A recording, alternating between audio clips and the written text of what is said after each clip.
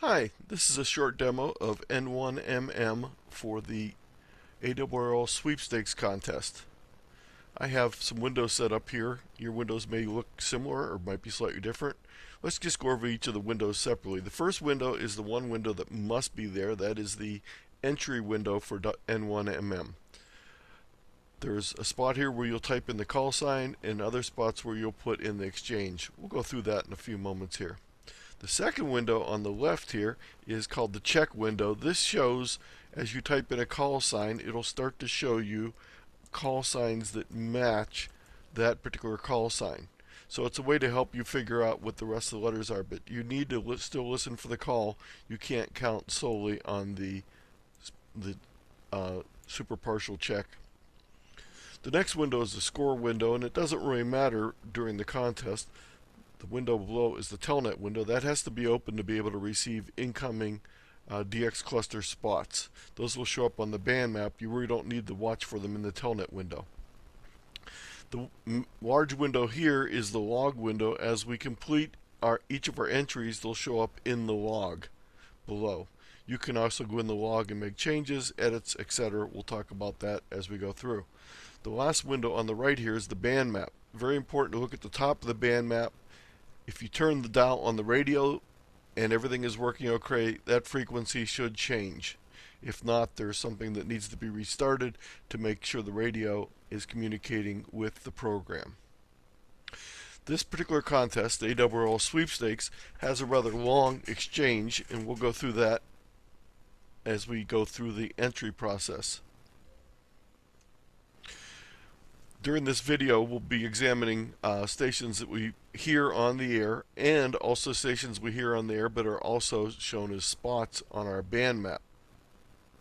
It's very important when you enter a call sign that does not put it into the log until you have hit the enter key. So let's go through and pretend we're entering information. So we hear a station and the call sign is K2AA. We want to then press the space bar. Do not press the tab bar, press the space bar. If that station has been in the contest previously, it'll show us part of the exchange by using the call history file. And in this case, it's telling us the first year of license was 2016, and the section is Southern New Jersey, SNJ. So we only need two more parts of the exchange to complete it. So here's what the exchange consists of. It consists of a number for anywhere from 1 up. It is a serial number, so each station, when they work a new station, will start with 1, then 2, then 3, etc. The next thing is a letter. It is a single letter that designates the class of operations. Those letters for the ARRL Sweepstakes are the letter A for stations that are running 100 watts, B for stations that are running higher power, Q for stations running 5 watts or less, QRP, U for unlimited stations, M for multi-operator stations, and S for college or school stations. Most of the ones you're going to be getting are going to be A's, B's, or U's, but you might get some of the other ones. The next part of the exchange is the station's call sign. They must send their call sign again. So if you're giving the exchange for W8VPV, you would give the serial number, the letter A, then you would say W8VPV.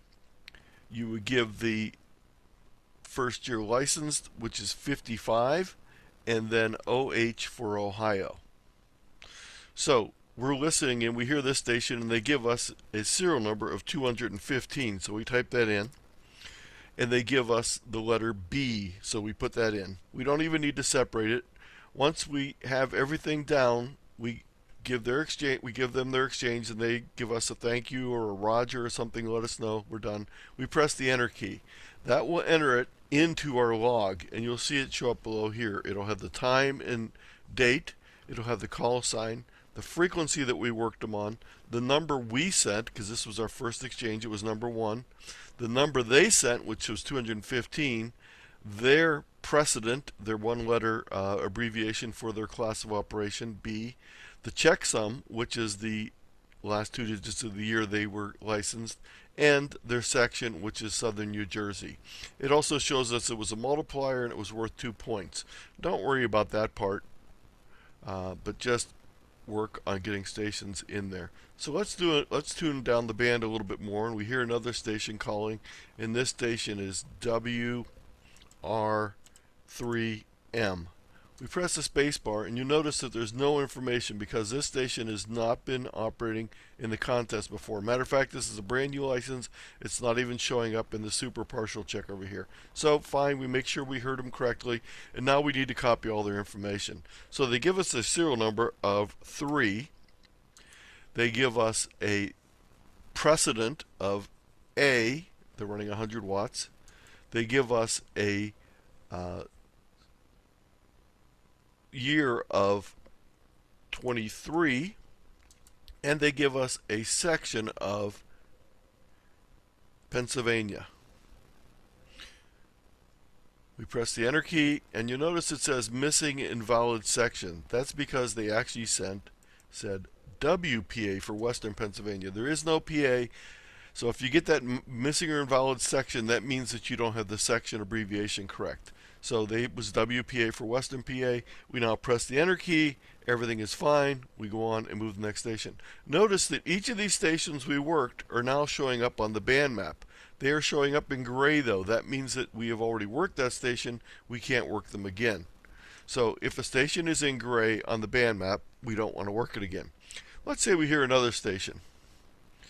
This station's call sign is K9 Tango Tango. Tango. We press the space bar, and yes, they do have information there, and we try and work them. They don't hear us. We try again, they don't hear us. So we just give up, and if we turn our dial away, you'll notice because we didn't hit the enter key, it will leave that spot on the band map. We can go back to it later. So if we're up here and we decide we want to go back and try and work that station, we can simply double click on it, and it'll change the frequency back. It'll put the information into the log, and we'll try again and see if we can work them. No luck again, so we tune away, and now we're tuning up the band, and we're listening, and we want to just jump to this N9RV. So we double click on it. It goes there, and we hear Pat talking, and we press the space bar, and he gives us a report of number 321. U for unlimited, 67. He gives us his call again, November 9 RV, 67, Montana. We press the enter key where everything is fine. We give him our exchange, and we make a contact. And we can keep doing that. We can also jump up to the next available spot by holding down the control key on the keyboard and hitting the up arrow. You'll notice it jumps to the next available spot on the band map. So when there's a lot of spots, we can use this as a way to go through and easily jump to them. Notice that we have one station here in red and we have one station in blue. The red stations are multipliers. The blue stations are not necessary multipliers. They could be, but they're not identified by the program as being a new section we need, or they're a section we already worked. So that's what the red and blue mean, and again, gray means we've already worked them. So we press the space bar, and he gives us an exchange of 88, and he gives us a station identification, a precedent of Q for QRP. We give him our information, and we press enter, and we move on. So that's what we do. We keep on doing. Let's go ahead and use our control up arrow to jump up to K3LR, press the space bar, and the reason why it's showing it as blue is because we've already worked once in Pennsylvania. That's fine. We want to work another one. He gives us a exchange of 277, and he is multi-op. And we press enter, and we're ready to go to the next one. So notice it doesn't show a red check mark here for multiplier. That's fine. We don't always need to get a multiplier in each one. We continue working up the band, and we can do this same thing. Let's say we go up here and we tune all the way up to this station K8MR. Let's double click on that, and we hear Jim calling, and we give our call sign. He comes back to us and says his serial number is 77, and he is A, and he gives us K8MR, and he says 64, and he says Ohio. But notice it says WCF here. That's because Jim spends half of his year in Florida and half of his year in Ohio. So we can use our mouse and go up there and highlight that. We can delete that and type it in OH. But let's pretend we didn't see that in time. So we have the WCF there. We hit enter, and now it's in the log. And now we need to change it. We can come down here. The best way to do this is just right-click on the thing that needs fixed. I'm sorry, just double-click on the thing that needs fixed, WCF, and just type in OH. And that's all we need to do. The other way you can edit a QSO is by right-clicking on it and choosing the Edit Contact, and it'll give you this full window with all this information on it. We don't necessarily need all this information, but we can change any of the things we want. So let's say the serial number was actually 78. We could do that. The only thing you need to do is make sure if you've done it this way that you hit the Update button when you're done. If you don't do this, it won't save the changes you made. So that's pretty much what we're going to be doing. If we're calling CQ, we pick a frequency we want, we sit there, and we call CQ, and as each call sign replies to us, we put that information in with their call. And so let's say you hear me calling. So it's K8ZT, and I send a exchange of 33 and Q, K8ZT, 81, Ohio. And there we go.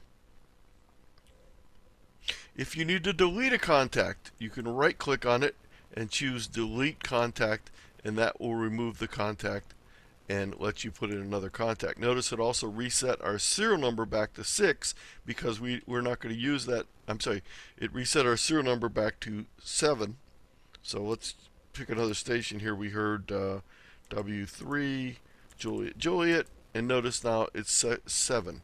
Notice the number does not upgrade until we press the space bar. So before we press the space bar, it's still showing us the last number sent.